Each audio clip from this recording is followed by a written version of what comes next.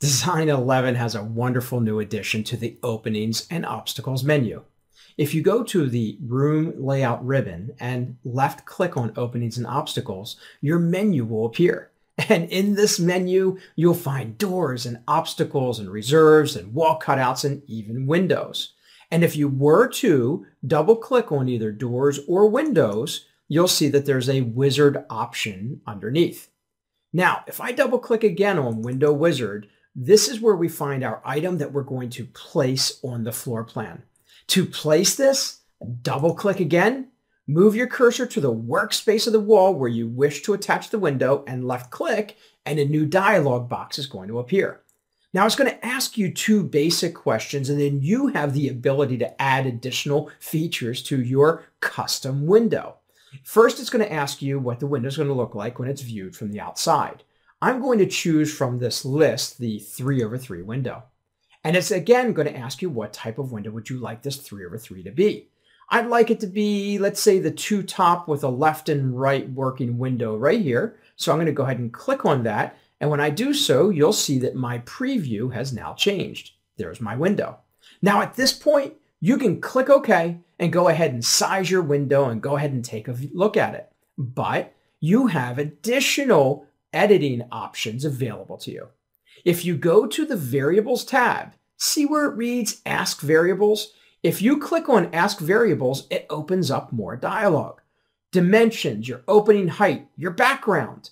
I could click on the arrow next to background and pick a scene. Let's say that I pick trees in spring. If you give it just a moment, your preview will update, and that's the image you'll see behind your window.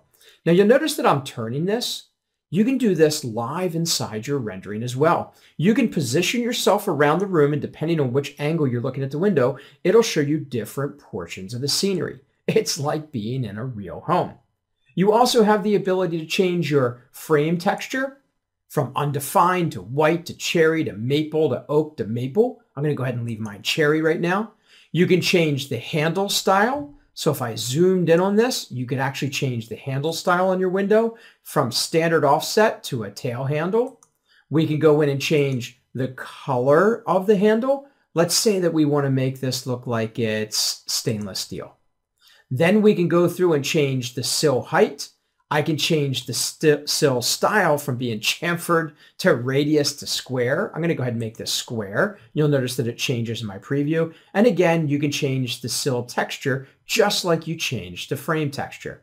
Once you've made all of your selections, all you need to do now is click OK, give it a moment, and it will place the window on that wall. And you can move the window back and forth any direction that you want. We could center it, or I could simply type in by hitting the tab key that it's going to be 48 inches overall, hit enter, and now my window has been placed. Now I also have the same ability when it comes to doors. If I go back to categories under my Openings and Obstacles menu, I can double click on doors. You'll see an option here for Door Wizard. Again, if I double click on the item itself, I can then click on the plan and I can place the door right on a particular wall. Just like the window, it gives me options in my dialog box. You'll see it's just framed to begin with. How high is the door? How wide is the door? What is the material for the door?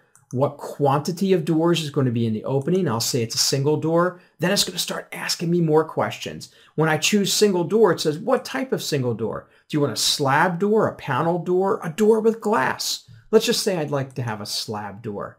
Then it's going to ask the texture. Is the door cherry as well, or maybe is the door white? Let me choose white for my door.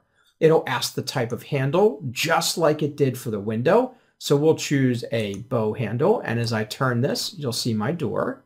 Then it'll ask if I want the door open or close. You have the ability to slide the door open by grabbing hold of the scroll bar here, and you can actually open and close the door for your rendering purposes.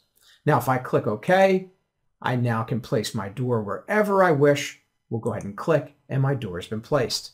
Last step, let's take a look at this. We will choose Close. Let's go to Perspective. Let's bring up a perspective.